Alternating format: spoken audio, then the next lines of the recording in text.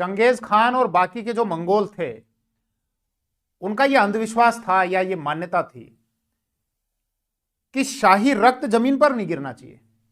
मतलब जब आप कहीं पर अटैक करने के लिए जाओ, और शाही रक्त या कुलीन रक्त का मतलब राजा या जो उसके परिवार के जो लोग हैं, उनको ऐसे तौर तरीकों से मारा जाना चाहिए जिससे उनका रक्त जमीन पर नहीं गिरना चाहिए।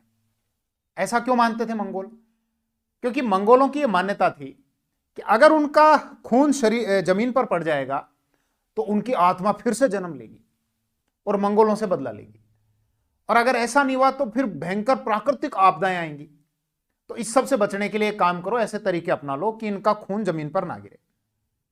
1221 में उन्होंने कीवन रस के जो राजकुमार थे, एक क्षेत्र था कीवन रस जिसकी राजधानी थी कीव, आज जो यूक्रेन वाला क्षेत्र है ना, तो ये जो कीवन रस का क्षेत्र था, आज का आपका रूस हो गया, यूक्रेन हो गया, बेलारूस हो गया, इसके कुछ हिस्सों को सम्मिलित करते हुए एक क्षेत्र था। पूरा रशिया नहीं, इनके कुछ हिस्सों तक वो था।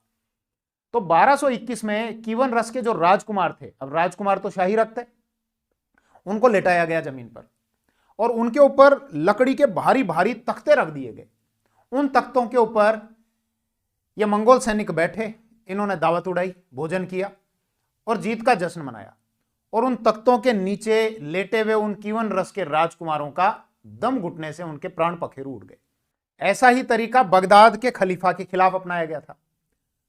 1258 ईस्वी में जब हलाकू खान ने खलीफा पर अटैक किया था, बगदाद पर अटैक किया था, तो वहां का खलीफा था अल मुस्तसिम, उसको पकड़ लिया गया।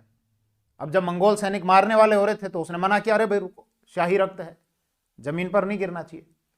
बोले क्या करें, एक काम करो, कालीन में लपेट दो। और कालीन में लपेटकर और ऊपर से घोड़े दौड़ा दिए गए, तो कुचल कर उसको मार दिया गया।